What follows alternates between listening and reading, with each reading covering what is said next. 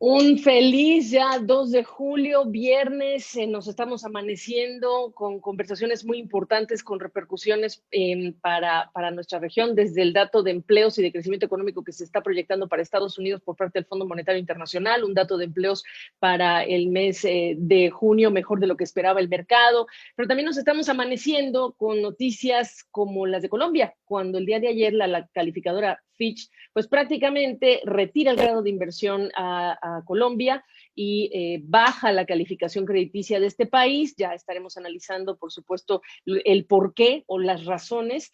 Y dentro de ello, lo que sí hace es colocarle una perspectiva estable, que significa que no hay un riesgo de una rebaja adicional de calificación de crédito. El tema lo traigo no solamente por tratarse de Colombia y todo lo que hemos estado hablando en los últimos meses sobre la presentación de una reforma fiscal que fue el inicio de muchas otras cosas, algunas, bueno, retorcidas en el sentido de hasta dónde han llegado las presiones y hasta dónde ha llegado el colapso económico adicional al de la pandemia por los bloqueos y las protestas en ese país y por lo tanto desde dónde va a empezar a subir y a remontar la economía colombiana. Lo traigo también porque el caso de Colombia es perfecto para decir cuando veas las barbas del vecino cortar. ¿Qué países en América Latina y el Caribe están enfrentando un escenario de posible rebaja en la calificación crediticia? Pensemos República Dominicana, Panamá, quizá Uruguay, justamente por las presiones que están enfrentando. Así que para entender a los otros hay que entender a Colombia. Y le agradezco muchísimo a Mauricio Cárdenas, economista, exministro también de Hacienda de Colombia, que nos acompañes desde Bogotá en viernes. Mauricio, ¿cómo te ha ido? Muy bien, Gabriela, como siempre un gusto conversar contigo. Y efectivamente, es un momento difícil para Colombia, pero Colombia como un país muy emblemático de lo que está pasando en América Latina. Exactamente. Yo sé que tú lo habías advertido y es muy oportuna tener tu perspectiva en relación con crónica de una rebaja anunciada o advertida y sobre ese aviso no hay engaño. Pero ¿qué viste dentro del reporte de las razones de Fitch que vale la pena que la gente entienda hoy? Pues mira, lo primero son las condiciones objetivas, es decir, la deuda colombiana ha subido muchísimo. La deuda pública colombiana era 50 puntos del PIB antes de la pandemia y va camino a 70 puntos del PIB, o sea, un aumento muy considerable, pero sobre todo se va a mantener alta por mucho tiempo. Entonces, lo primero que dicen las calificadoras es, pues no vemos cómo va a volver Colombia a un nivel de deuda más cercano al 60% del PIB. Se va a tomar demasiados años en llegar allá. Pero lo que más me llamó la atención del informe de Fitch es decir, Colombia a lo mejor ya no tiene la capacidad de toma de decisiones que tenía en el pasado. Es decir, Colombia es un país que cuando había necesidad de sacar adelante una iniciativa, bien sea tributaria o de recorte del gasto, lo hacía. Y lo hacía porque tenía cómo lograr las mayorías. No hablemos de consensos, pero sí un apoyo, digamos, mayoritario para tomar las decisiones correctas. Lo que está diciendo Fitch es, tenemos una cierta duda acerca de la capacidad de Colombia de sacar adelante una agenda fiscal seria, responsable. ¿Y por qué lo dice? Pues porque la pasada reforma, el intento de reforma, encalló y encalló de una forma muy abrupta y muy visible y pues el gobierno tuvo que dar marcha atrás, retirar el proyecto de ley y el ministro de Hacienda renunció. Es decir, es algo que realmente había pasado, yo creo que nunca había pasado en la historia de Colombia, que un gobierno retirara una reforma tributaria y que un ministro de Hacienda dejara el puesto por eso.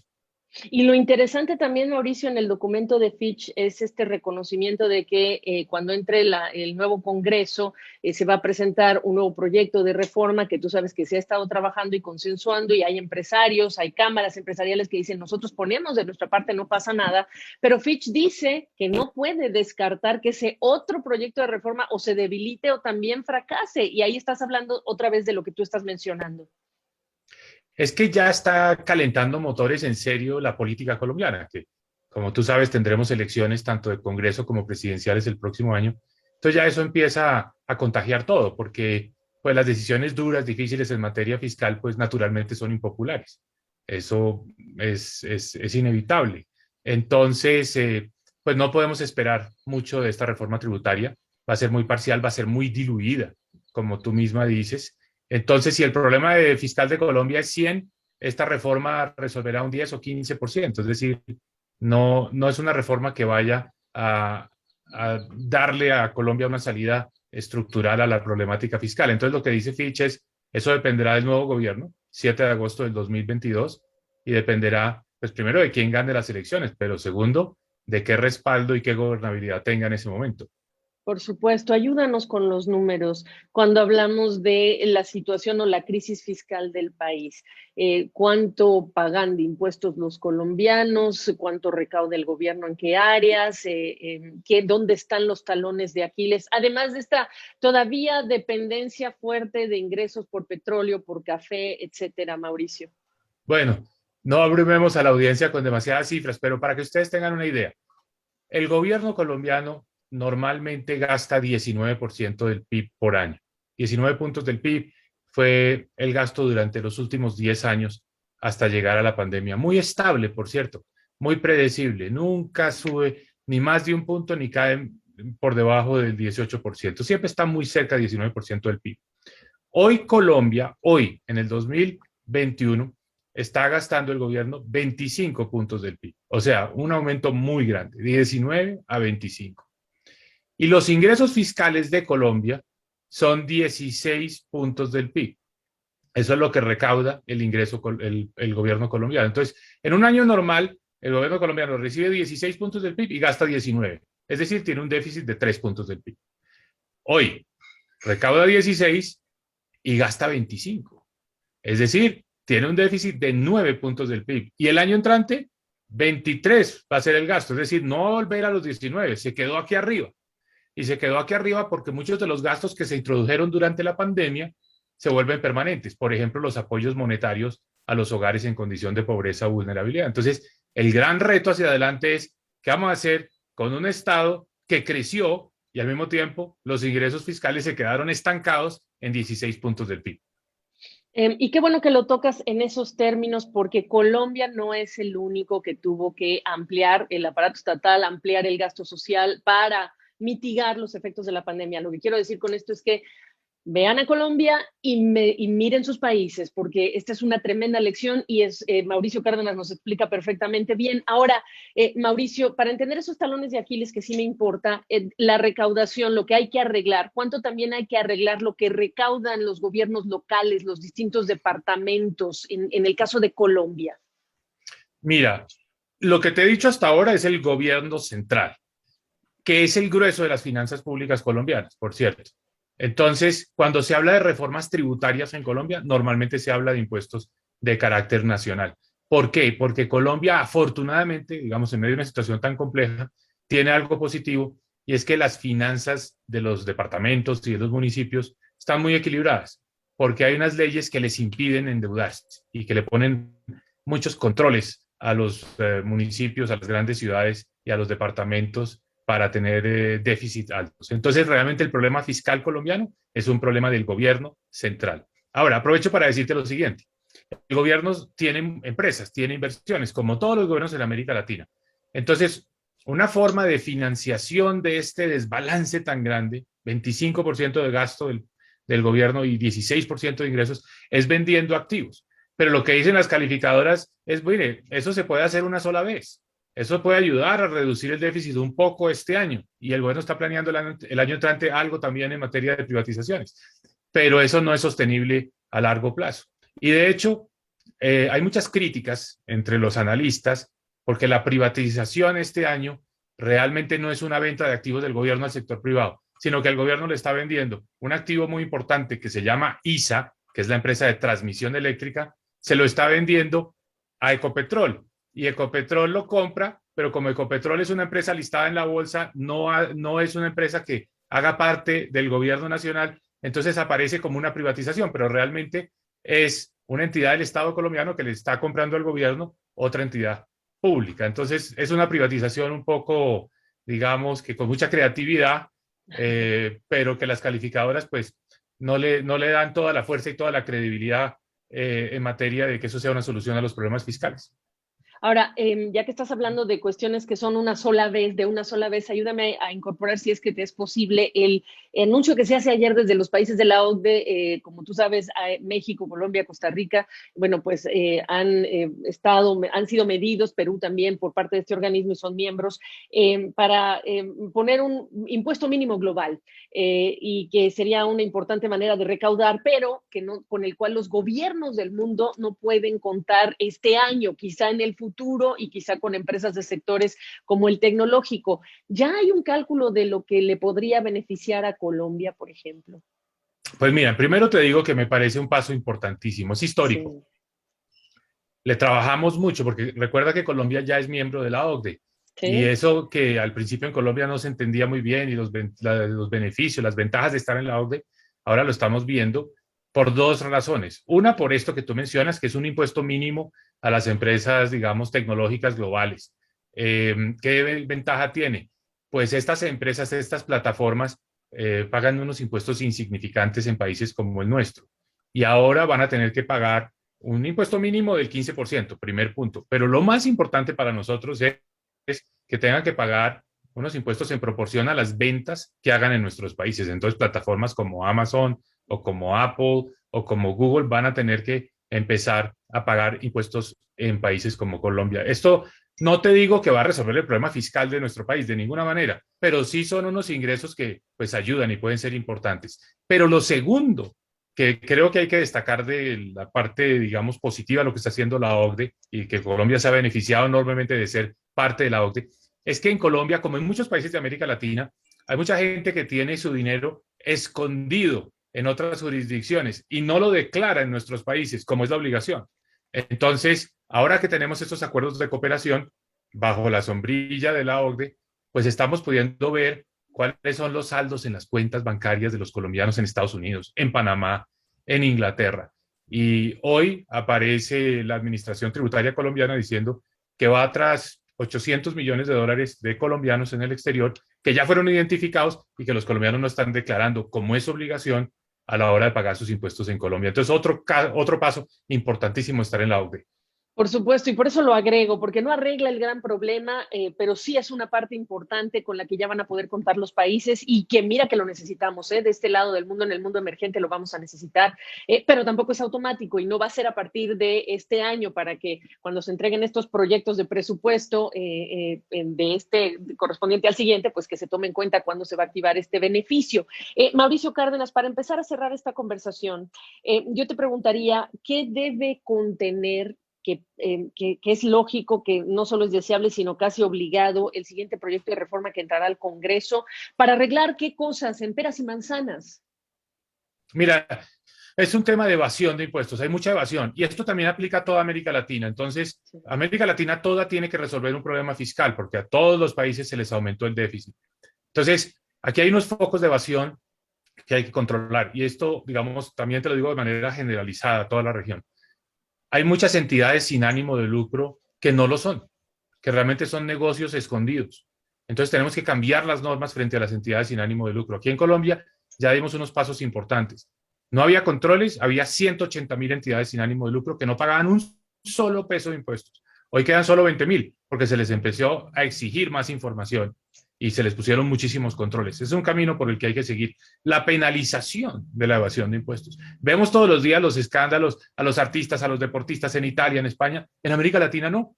En América Latina evadir impuestos como que es algo que puede pasar sin consecuencias. Entonces tenemos que empezar a ser también mucho más exigentes en ese tema de la criminalización o la penalización de la evasión de impuestos. Ahora, tecnología. Nuestras administraciones tributarias tienen que modernizarse porque este ya es un tema no del inspector que va a la pequeña empresa y que trata de revisar unos libros, no. En la medida en que todo esté en línea, las facturas estén en línea, la información esté en línea, la auditoría en materia de impuestos tiene que ser algo mucho más sofisticado, tiene que ser algo más basado en el manejo del Big Data. Bueno, esos son los temas de reformas. Aquí en Colombia no se puede hablar ni de subir el impuesto del IVA, ni de subir las tarifas del impuesto de renta a las empresas porque nos quedamos sin competitividad. Lo que tenemos es que trabajar muy duro en el frente de la lucha contra la evasión tributaria, porque no es un problema de que las tarifas nominales de los impuestos no sean suficientemente altas. Lo son. El problema es que no se recauda, y no se recauda por un problema de administración tributaria. Y preguntarte dos cosas. Los países que hoy pueden estar en riesgo, y pienso en aquellos que tienen esta perspectiva negativa, es decir, que ahí viene el aviso de que pueden sufrir una rebaja en la calificación crediticia. Pensé y mencioné a Panamá, pensé y mencioné a República Dominicana, pensé y mencioné incluso a Uruguay.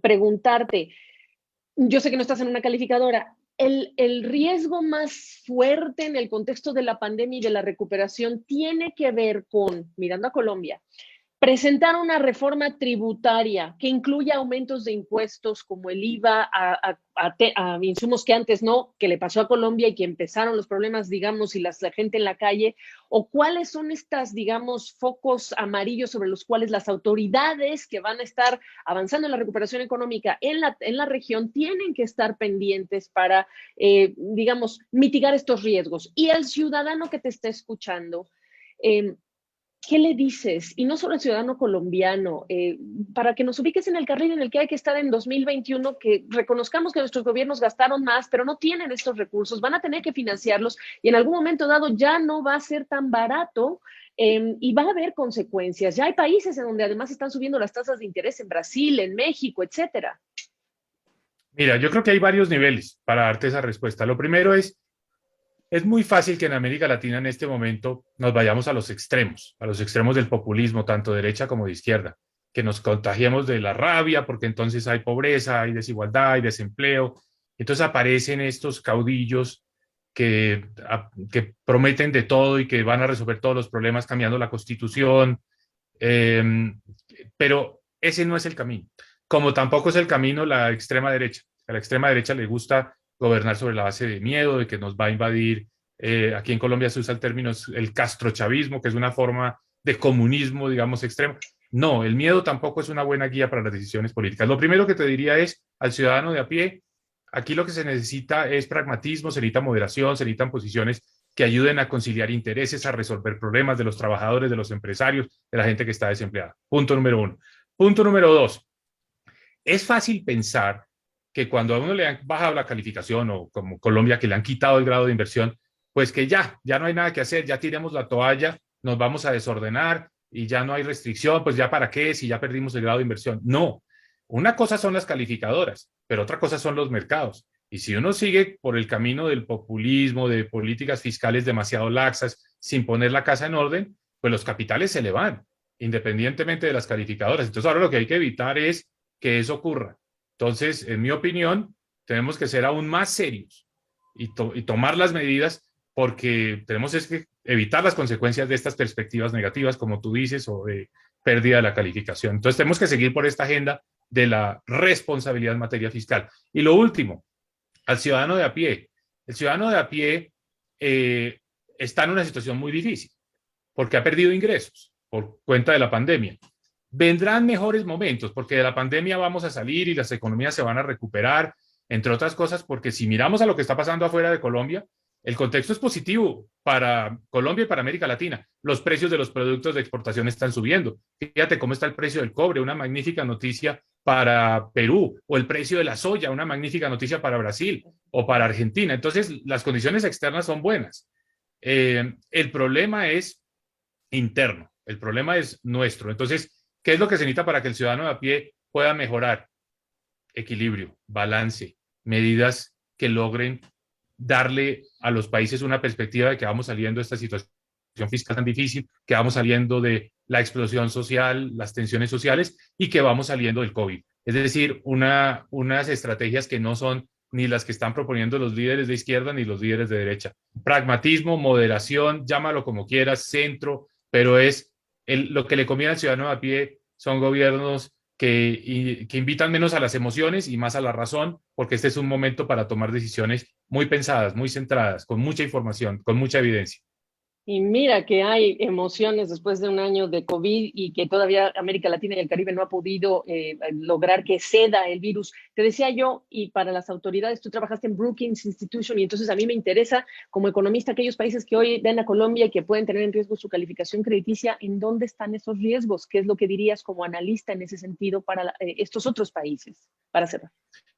todo el mundo entiende que la situación fiscal hoy se ha deteriorado y hay explicaciones y muy buena justificación. El COVID es algo que realmente ha sido un escenario que nunca hemos tenido que vivir. Entonces, no creo que nadie esté castigando a los países por lo que fue el manejo del COVID. Lo que se necesita es tener una ruta de salida, una ruta clara, una ruta creíble y una ruta que se pueda implementar. Entonces, lo que los países tienen que hacer es definir un plan y tener al mismo tiempo la capacidad de lograr los consensos entre los sectores políticos para sacar adelante ese plan. ¿Qué es lo que nos pasa en América Latina? No estamos hablando, no hay diálogo entre los diferentes sectores políticos. Por ejemplo, aquí en Colombia, los expresidentes, que son unos líderes naturales, no se pueden sentar a la misma mesa, no pueden hablar. Los han tratado de convocar a una instancia de rango constitucional, que es una comisión asesora que tiene el gobierno, y no van porque no se quieren ver las caras. Si Putin y Biden ya se reunieron, súper archirrivales. ¿Cómo es posible que entre nuestros sectores políticos no haya diálogo? Entonces, si el liderazgo no permite ese diálogo, hay que renovar el liderazgo. Entonces, tienen que aparecer nuevas figuras, pero figuras que se hablen entre sí. Me preocupa mucho ver falta de diálogo en Chile, falta de diálogo en Perú. Lo primero que hay que propiciar es que personas que piensen distinto se puedan sentar a la mesa y ponerse de acuerdo en aspectos muy fundamentales, como por ejemplo, evitar una mayor caída en materia económica y evitar esta situación que tú mencionas, y es que nos puedan acabar castigando las calificadoras y nos puedan, al final lo que realmente importa es que se nos vayan los capitales. Si se nos van los capitales, América Latina pues se sacude, porque la inversión extranjera y sobre todo los capitales que han llegado en los últimos años han sido fundamentales para la economía de nuestros países. Falta de diálogo en México, tengo que agregarlo, ya que estás hablando de otros Además, países, además, así que lo estoy viviendo yo en carne propia en mi querido país y lo que queremos es que haya patriotas, no populistas ni ideólogos, queremos esto, pragmáticos. Solo para cerrar, recordarles que hemos estado hablando del daño terrible que ha tenido esta pandemia, cuando estamos hablando de aumentos de la pobreza, cuando estamos hablando de aumento de desigualdad y mucho, digamos, de lo ganado hasta ahora revertido justamente por este colapso económico. Así que en ese contexto hay que entender todas las palabras de Mauricio Cárdenas, exministro de Hacienda de Colombia, economista, a quien siempre nos da mucho gusto consultar para estos temas. Mauricio, te mando un abrazo. gracias, Gabriela. Como siempre, un gusto conversar contigo. Igualmente.